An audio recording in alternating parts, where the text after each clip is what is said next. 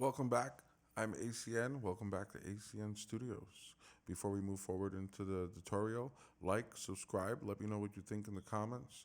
And we are here today to go through this mix, the song that we're about to hear, and we're going to go through a very short mix. We're going to look at the drums real quick, look at the kick, and see how did we mix it, how did it sound.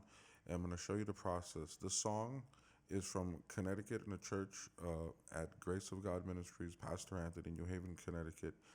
I had the opportunity with my cousin Adam, my cousin John, who's singing the song, and we put together this album. I'll leave the description for the album at the bottom of the tutorial at this video, and you could take a listen for yourself. My cousin John is singing a song from William McDowell, which is called Stay. And we're going to get into that in a little bit. I'm going to let you hear what it sounds like.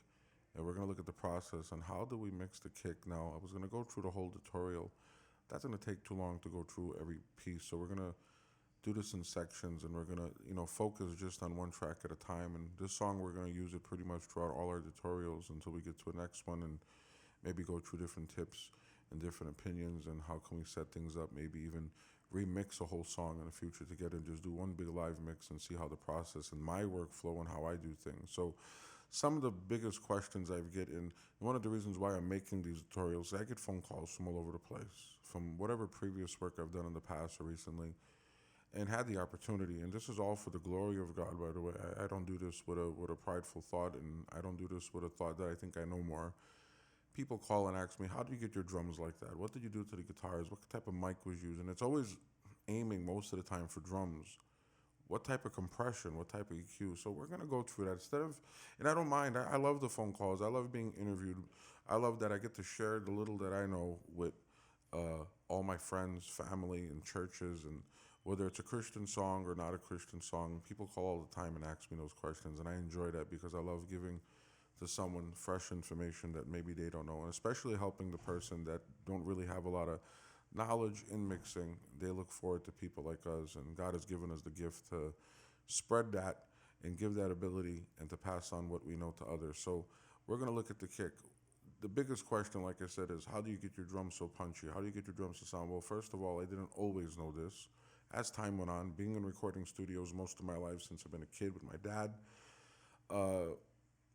watching some of the best and some of the most beautifulest, most greatest studios I've ever seen with real consoles, SSL consoles, Neves and APIs, and even Harrison consoles from back in the day, tape machines. And the process that was done there was all we could do today in the box, which is a lot more affordable. And that just kind of, I'm not gonna say it replaced it. There's nothing like that sound. Not a lot of people like the word warm, but there's nothing like the sound of warm analog, if that makes any sense to you. Some people don't like it. It makes sense to me. I understand what it means. Hopefully you do as well. So the point is, whoever's listening, hear me out for a second.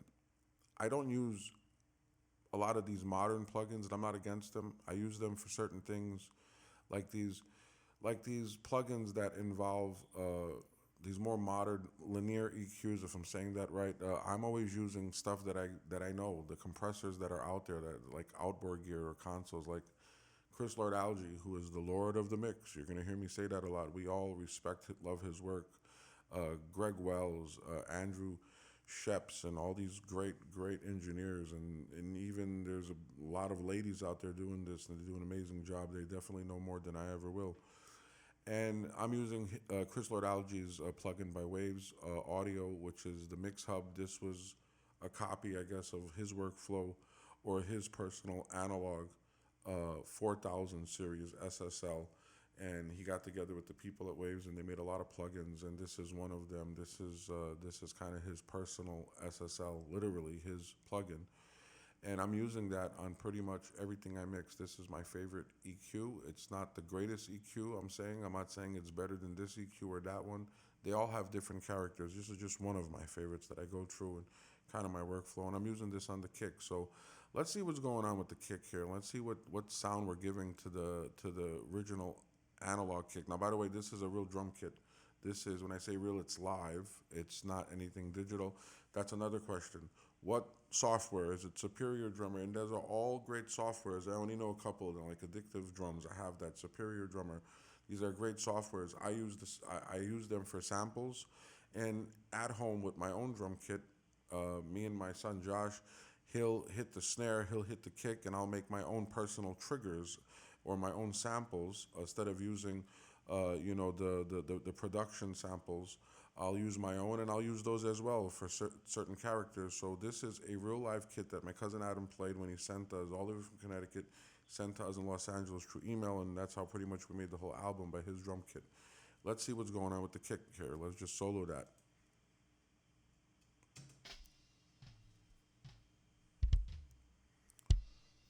That's the kick all by itself. That's kick one. Kick two is a sample that I'm using for like an for like a outside mic kick that he didn't have. So we're listening to that process with the EQ bypass.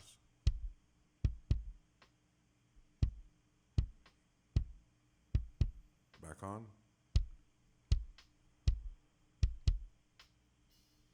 A nice, warm, tight sound. It's got some punch in there, and there's some work being done to it. Obviously, we had to clean it up a bit. So what I done was, how did I get that sound? I usually go straight to the low mids when I'm working on drums just to see what's the bad frequencies, which I don't really think there's bad frequencies. I think all frequencies are good. There's just some frequencies that don't work well with certain instruments or vocals. We got to cut them out, and that's, if they weren't meant to be cut out, we wouldn't be able to go backwards.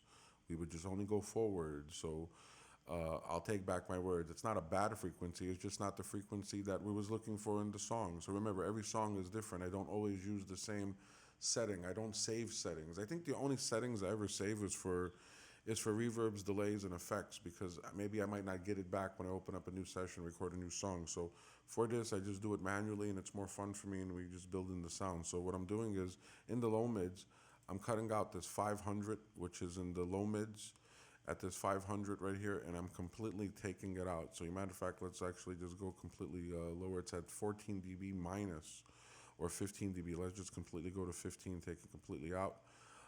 In the lows, I'm boosting almost 8 dB of 200 to give it that more warmer touch. Usually I would, and I've done this for a purpose because I'm doing other things with the second kick. I'm boosting the 200 in the low end, and in the mid highs, I'm boosting almost 4 dB at 300, and I am using a shelf. I'm not using the bell on none of these. So here's the bell on and off. I'm boosting almost 8 dB of 800K in the highs, and this is the sound we get out of it. And everything else is deactivated. There's no gate, even though you can hear the bleed, but in the context of the song, you don't hear that. Plus, the whole kit is playing. Remember, this is a live kit. You're going to hear some type of bleed. There's ways to take it out, but I rather keep it all natural, especially it's not as loud as we think it is when you hear it in context with the song. You'd barely hear it. So there's no process here with any compression. I don't compress drums. People ask me, what type of compressor? Pretty much, I don't compress drums. The only thing I'll compress is a snare, not because I'm trying to take the transients out and I'm trying to squash it. I use compression for character. Now, if I wanted to get more character out of this kick to make it more punch, I'd put a DBX on it and give it that smack, but I'm not looking for that. I only use bus compression, especially in a song like this that don't need a lot of big compression. So this is all the punch I'm getting, which you hear right here.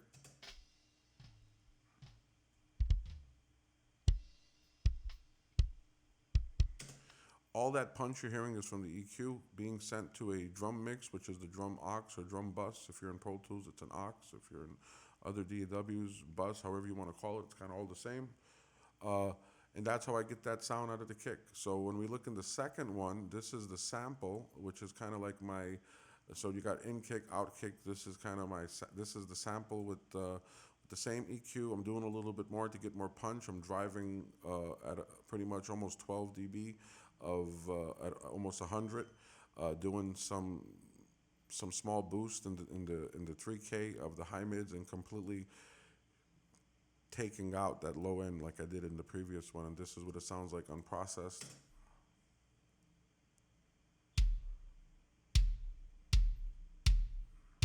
That's a sample. So here's what processed. Make it a little bit more smoother. And then when you put them together, bring back in the first kick, you get that punch, you get that snap, you get that low end. One's a little bit brighter, one's a little bit darker. And that's how I got the sound for that song. And this is what you're hearing. So that's how I mix my kick. If you like what you heard, like, subscribe. The link for this song will be, the whole album will be in this, at the bottom of this video. You can go on there, listen to it, and hear the whole song in context. So let's take a listen to it with it all together as we, as I send yous out. So God bless you. Thank you for stopping in and listening. Like, subscribe, ACN Studios. So stay